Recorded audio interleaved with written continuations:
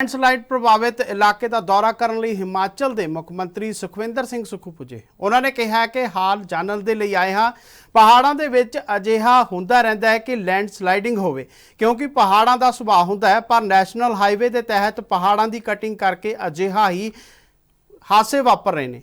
इस मामले नूं केंद्रीय मंत्री नितिन गडकरी के नाल विचारनगे। इस मौके पर उन्होंने वालों होर की कुछ किया गया, आओ तुहाडे नाल करदे हां साझा। प्रभावित लोगों के साथ मुलाकात हमारे पहले अंदरुल सिंह जी मंत्री जी भी आए थे, इन्होंने भी की है। और निश्चित तौर पर हमारे जो परिवार है उनका एक घर गया है और घरों को खतरा पहुंचा है। तो ये जो एनएचए ने कटिंग की, ऐसा नहीं है कि एनएचए की कटिंग 50 मीटर दूर है, किस प्रकार की कटिंग की है उस कटिंग का अध्ययन करने की बहुत जरूरी है। हिमाचल प्रदेश में सरकारें, हमारी सरकार भी तो सड़क बना रही है। लैंडस्लाइड्स पहाड़ का स्वभाव है, ऐसा नहीं कि लैंडस्लाइड नहीं होते, ये पहाड़ के नेचर में है। लेकिन इतनी नुकसान होना, इतनी दूर आना, तो कहीं ना कहीं जब 90 डिग्री में आप पहाड़ में कटिंग करते हो तो उस क्षेत्र के लोगों को भी नुकसान पहुंचाता है और जो कंपनी लगी उसको भी नुकसान पहुंचता है और जो एनएचए है उसको भी नुकसान है, क्योंकि उनको ज़्यादा खर्चा पड़ता है।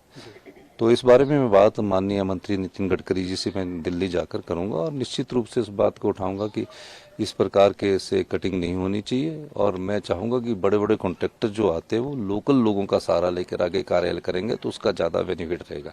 किसी को काम दिलाने की बात नहीं है, कि ये तो काम करने के तरीके की बात है। सर, इनके लिए आपने क्या अपनी तरफ से राहत के लिए कुछ? देखो, ये हमारे परिवार के लोग हैं, मैं देखने आया हूँ।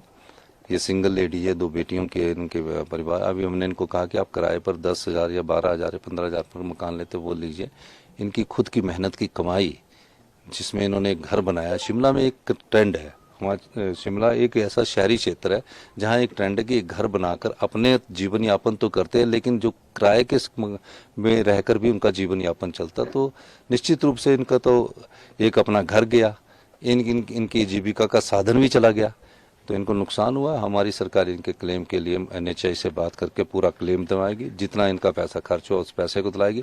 और जो हम अपनी तरफ से आपदा राहत के तहत देंगे वो अभी आने वाले समय में कैबिनेट में हम लाकर इसको डिस्कस करेंगे, उसमें इनको सुविधा उपलब्ध कराएंगे। सर, पूरे प्रदेश में क्या अपडेट है आपके पास, किस तरह रेस्क्यू ऑपरेशन चल रहा है मंडी? देखिए, पूरे प्रदेश में अभी देखिए बरसात की शुरुआत है। हमारी बरसात को अभी शुरू हुए भी 25 तारीख प्री मानसून आ गया। प्री मानसून के बाद 15-20 दिन है। अभी तक इतना भारी नुकसान हुआ, आपदा के तहत हुआ कि 800 करोड़ के करीब नुकसान हो चुका है। इसके अलावा टूरिज्म का भी नुकसान हुआ।